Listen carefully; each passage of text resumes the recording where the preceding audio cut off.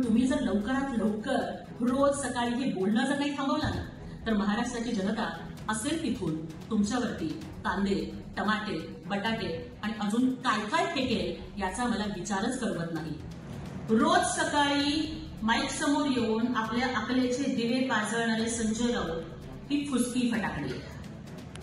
आजच्या पत्रकार परिषदेमध्ये संजय राऊतांनी तद्दन खोटारडं विधान केलंय की नाशिक आणि परिसरामध्ये उभाठा सक्रिय आहे.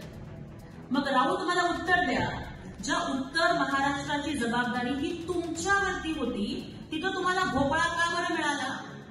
अहो, केवळ उत्तर महाराष्ट्राने किंवा नाशिकनीच नाही तर संपूर्ण महाराष्ट्राच्या जनतेनं तुम्हाला नाकारलेलं आहे, पण तरी सुद्धा तुमची अक्कल ही ठिकाणावरती येत नाही.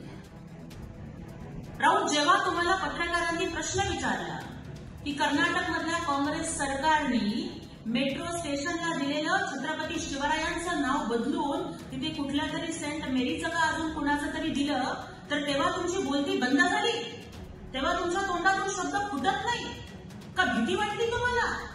अरे तुम्ही मुख्यमंत्र्यांनी बोलावं, एकनाथ शिंदे साहेबांनी बोलावं, अजितदादांनी बोलावं, अशी तुम्ही सटल उत्तरं देताय. पण ज्या छत्रपती शिवाजी महाराजांचं नाव घेऊन तुम्ही जगताय त्यांच्या अपमानाबद्दल बोलताना जर तुमची दाखळी बसते, तुमच्यामध्ये दम नाहीये काँग्रेस सरकारच्या विरोधामध्ये आवाज उठवायला? भीती वाटते का तुम्हाला?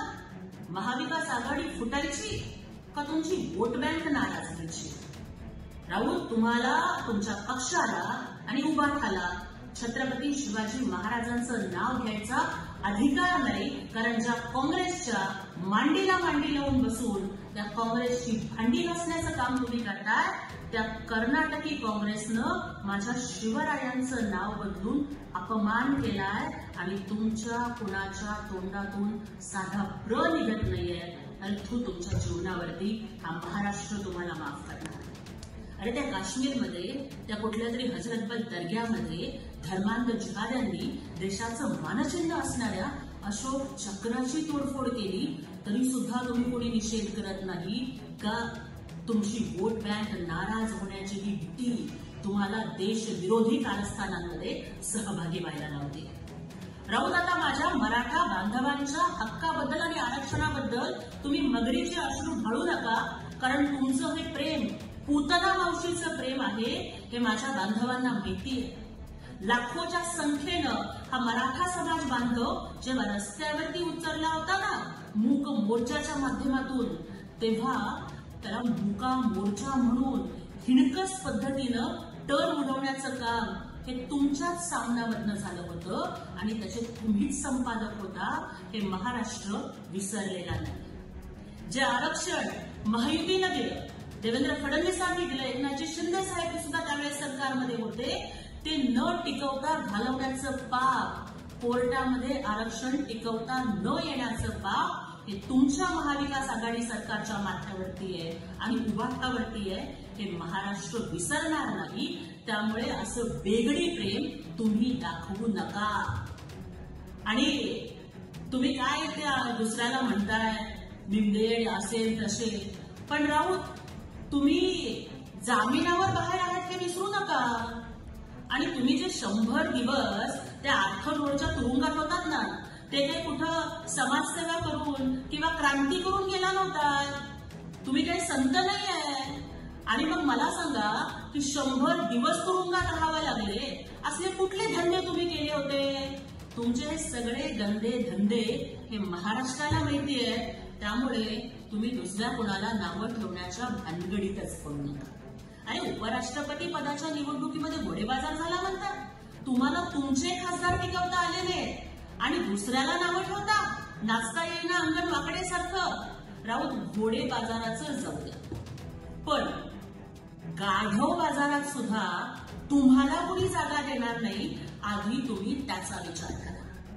पण याहीपेक्षा सगळ्यात महत्वाची गोष्ट, राऊत आणि त्यांच्यासारखे सगळेच लोक हे जे भारताचा नेपाळ होईल अशी भाषा समाज माध्यमांच्या वरती करतायत. राऊत तर सलग 3 दिवस झालं नेपाळ नेपाळ नेपाळ सारखं मारतील, नेपाळ सारखा हिंसाचार होईल हे बोलताय. हे देशविरोधी कारस्थान नाहीये का? आपल्या देशामध्ये त्यांना अराजक आणायचंय का? आपल्या देशामध्ये त्यांना अनार्की आणि अव्यवस्था आणायची आहे का?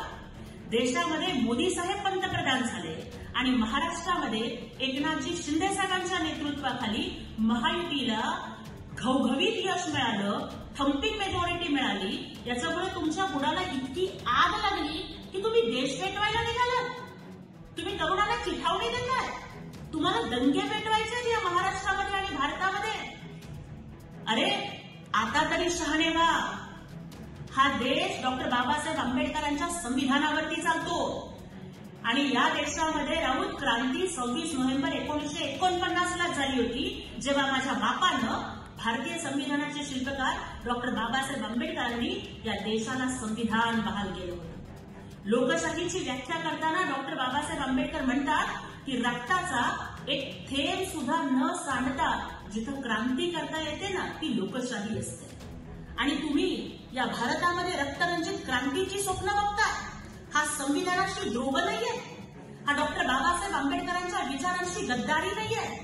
राऊत, तुम्हाला जनता माफ करणार नाही आणि मला देशाच्या गृहमंत्रालयाला, महाराष्ट्राच्या पोलीस खात्याला विनंती करायची आहे की राऊत आणि तत्सम प्रवृत्तीचे जे लोक सोशल मीडियावरती गरळ ओकतायत आणि हिंसेला चिथावणी देत आहेत, त्यांची सगळी विधानं, त्यांची ट्विट हा देशविरोधी कारस्थानाचा भाग म्हणून, देशविरोधी कारस्थानाचं टूलकिट म्हणून त्याचा गांभीर्याने तपास व्हावा आणि ह्या सगळ्यांना लवकरात लवकर चौकशीसाठी ताब्यात घेतलं जावं, यांच्यावरती गुन्हा दाखल व्हावा, ही माझी पोलीस दलाला आणि गृह मंत्रालयाला विनंती आहे. राऊत, तुम्ही नेपाळच्या अर्थमंत्र्यांना रस्त्यावरती पळवून मारतानाचा फोटो ट्विट करता आणि भारताच्या अर्थमंत्री निर्मला सीतारामन यांना टॅग करता. तुम्हाला नक्की काय सुचवायचंय? तुम्हाला नक्की कोणती धमकी द्यायची आहे? एखाद्या महिला अर्थमंत्र्याचा हा अपमान नाहीये का?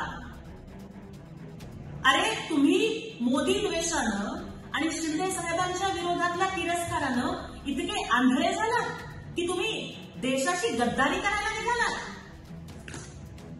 त्यामुळं मला राऊत आणि तत्सम प्रभूतींना एवढंच सांगायचं,